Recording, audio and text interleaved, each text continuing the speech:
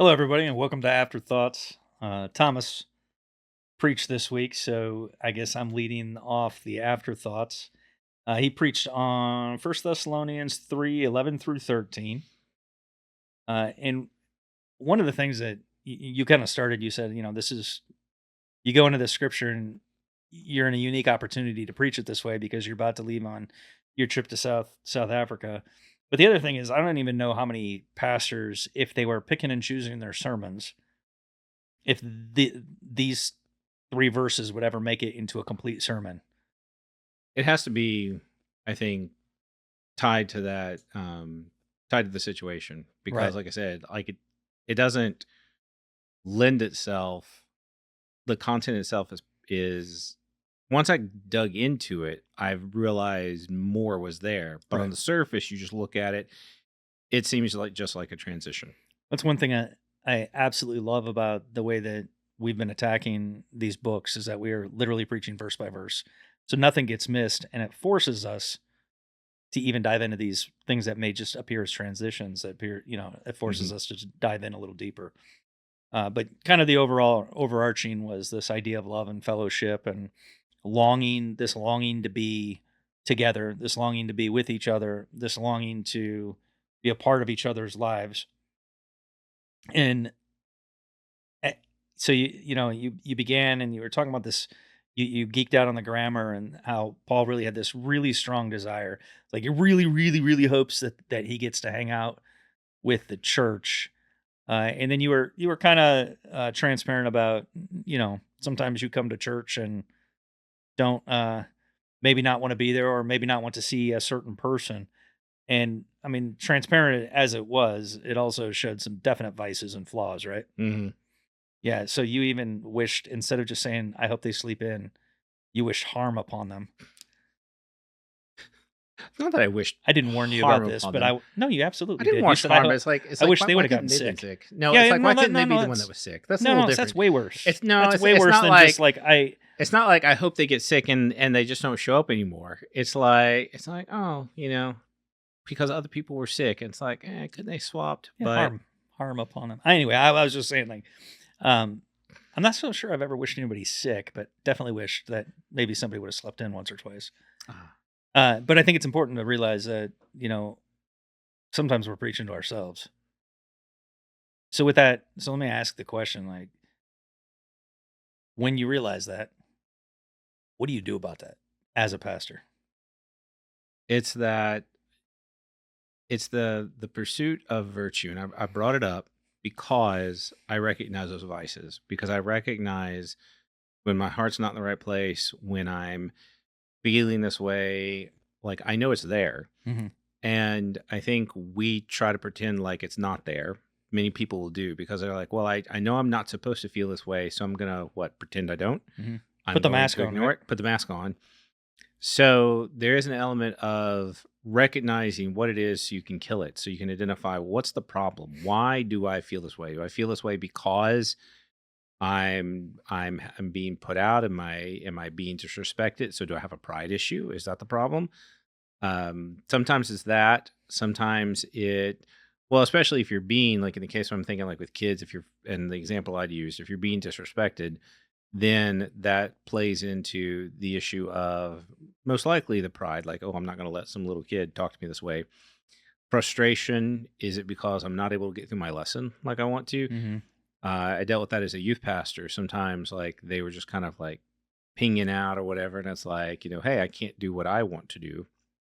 So, May not even just be one. I mean, there might be an actual expectation, like a calling, like, there is an expectation that you can get through your lesson. well, yeah, And so but when I'm tryrying to bring that up, it's like, it's not just completely inward. It's a balance. And I think right, everybody's got to deal with that. something's going wrong, but you can react correctly to what's going wrong, or you can act incorrectly. Right. And that's why, going back to some of the ancient philosophers would talk about, they're like, well, if the cucumber is bitter, get another one. Like, don't sit there and freak out over it. Like I Right. Yeah. literally Yeah. read this the other day. Like they were talking about, I guess, some of the things that like ancient people, like, it ruined their day. And so I think when it comes down to, do I love these people enough that I'm willing to endure and maybe in some cases weather whatever is being thrown at me. Because if we don't love, we're not going to respond well to people. Right.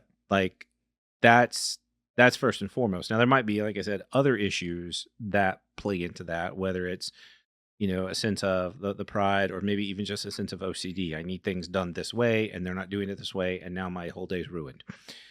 You know, Well, so I'm just gonna like the idea of calling that OCD. That's just pride again. That's just my way or the highway, right? Like that's just I mean, it's a little side note, but I think we slap those types of ideas like OCD on there to make right, ourselves but better. But really, it's just a complete utter lack of or the humility. certain things that irritate me. Yeah. And so when you're getting into that, whatever it is that's creating that problem, that's what I have to identify. So there's not really a formula. So when I'm looking at who it is, I'm asking myself the question, why is it that I'm feeling this way? What's going on? Right.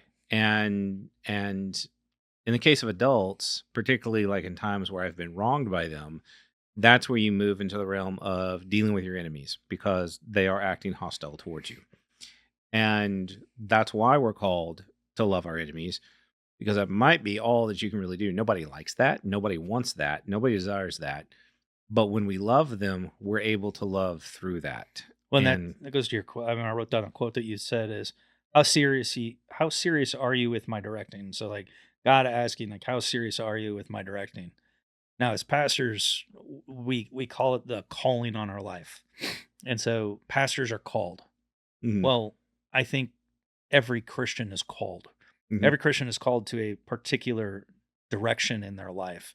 And if it's not something specific like ministry, like being a pastor, it's absolutely making disciples of all nations. It's absolutely loving each other uh, so that they may know that we're His. It's absolutely loving God with all of our heart, mind, strength, and soul. Like we have these directions, and I think what you're saying as you kind of dive in with pushing through, basically like taking everyone else's stuff, and how they treat you or whatnot. It's how serious are we about it? And mhm. and that's what you're saying. You're saying like, God's called me to this, and I'm gonna have to put up with a whole bunch of extra tension, extra headache, extra uh, junk from people to get there. And do we have the fortitude to push through it? Mhm. And so as pastors, like people are like, just expect this from us. Sometimes they don't realize that, you know, we have feelings too. I'm a boy. That we have feelings too, but they have this expectation for the leadership, and yet they don't hold themselves accountable whatsoever. And I think that's where we come in, is we have to hold them accountable as well. And I think people don't. I was debating whether or not to go this way. After the service, by the way, someone came up to me like, "Do you know we don't have water?" But anyway, so like maybe they missed that. But I as soon as that happened, so honestly, I bring this up because as soon as that happened, I'm thinking to myself, like use this example, all those things. And I simply said, "We're working on that." I mean, I'm Right. aware. Thank you very much. And they were just genuinely concerned. And again, it's as pastors, we talk about that. The number of times we're told when something's going wrong, the number of times we're told, again, it's like personal irritations. It's like, how many times do I have to hear this? Sometimes from the same person. And again, it goes back to how am I going to respond? And I wanted to point out something I don't think I mentioned within the sermon. Paul is speaking so highly concerning this love of the Thessalonians. We get this image that everything was perfect. And since he's dealing with people, we have to realize it Absolutely wasn't. not right. Yeah. That there were problems that were there. He's just not talking about that right now. Like Well, and this is he's the talking about the general, general error right. This of, is the yeah. general relationship. It's the same thing with my family. I love my family. Are I they wonder if they always had loving? water. Do it. Do you think they had running water? They did not have running water back in Oh, the day, so that would not have been an Paul should issue. have got on that. That's not an issue. No, But I would just so I'm clear. I'm joking about the water, but people should have a clear expectation that they can use the restroom at church. I understand. they can. We I'm just have to making get light of creative it, but my sometimes. goodness, right now I'm a little stressed out with the water situation at church.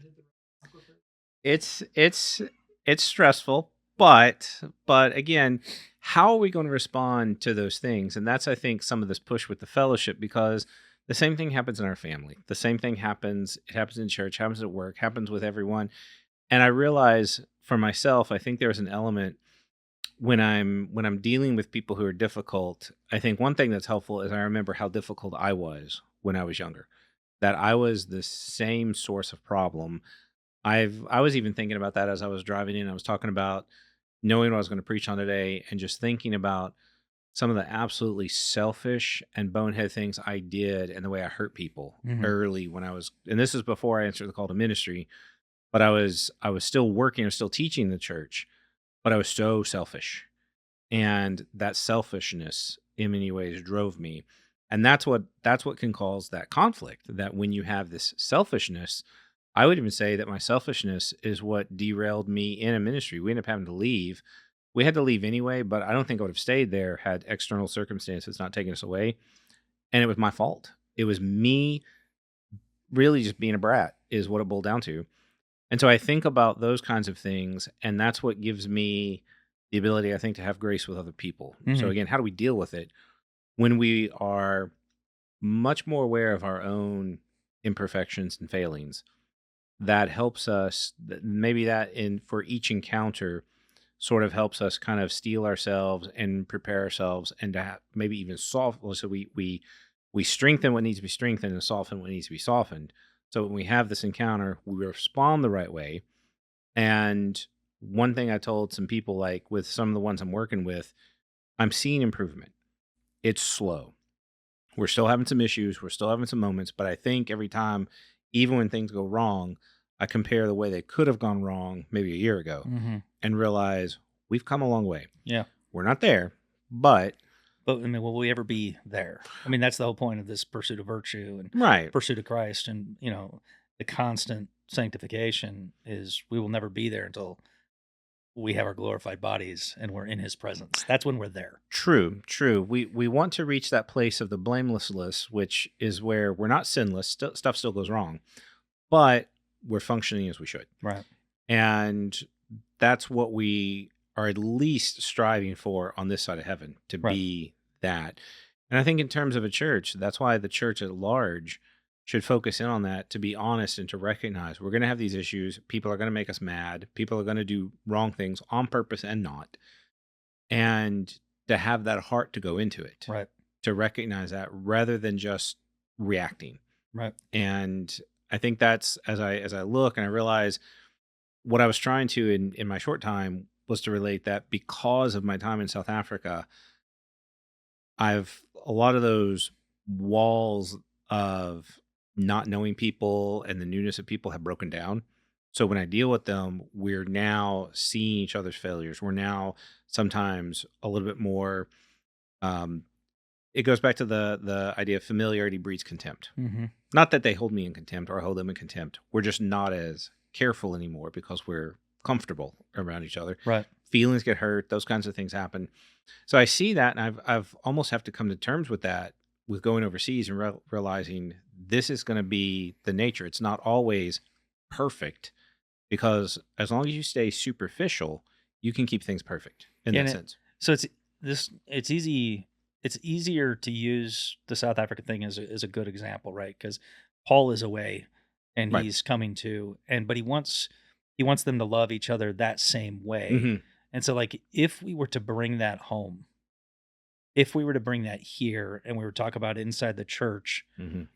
that would look like being genuinely happy to see your brother or sister in Christ and loving them, catching up, being there, and then maybe dealing with the fact that there might not be water, or then dealing with the fact that maybe somebody didn't return a text, or maybe dealing with the fact that, I know, hypothetically speaking, these Hypothetically. various instances, but that love would be genuine. It's the love first, and then it's not just all about, because we're around each other so much, jumping right to the problems. Right. Because I think that's what we get, like, oh, we got to take care of things. We got to get these things done. So we got to.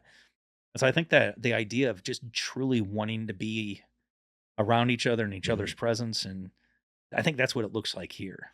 And I think you give a lot more grace to the people that you don't know well Yes, you Like do. you We just all do. you just pass Absolutely. that over. And so what happens with that familiarity is we come in here, and if there's an issue, we go right to Yeah, it. it's We go got to right be. for the That's we got to jugular. take care of that. It's issue, And and I agree. Like I like getting issues done, but what I don't like is I want somebody to be like, "Hey Nick, how you doing this morning?" Shaking my hand, giving me a hug, and not, "Hey, did you know we don't still don't have water?" It's just like, and I know I'm not really like trying to call people out because I do the same thing. Like I'll jump right in, right.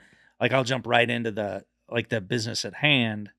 Instead, I think what if we truly want to long to be with each other the way that Paul is talking, then I think we need to truly love each other before we start worrying about all the problems of this world. Hmm. We should just relish the fact that we're brothers and sisters in Christ and that we do get to see each other another day. Right. Even if I saw them yesterday and the day before, like Right. it's genuinely a love that we get to see each other another day. Yep. All right. Well, that was just kind of that final thought was kind of just a little self-reflection there. Hmm. Maybe not always just jump to business at hand, but truly just love on each other first. All right. Well, I appreciate it, man. That was it was a good sermon. I enjoyed it. I have a couple of quotes in here that are pretty great. Other than you have toilets at home, like they absolutely should have an expectation they can use the restroom here. We just have to be a little creative with how we flush them. But Hmm. no, it's no. I got some great. I actually got some pretty good quotes from this one. So Mm. I appreciate it. And we'll talk to you guys next week.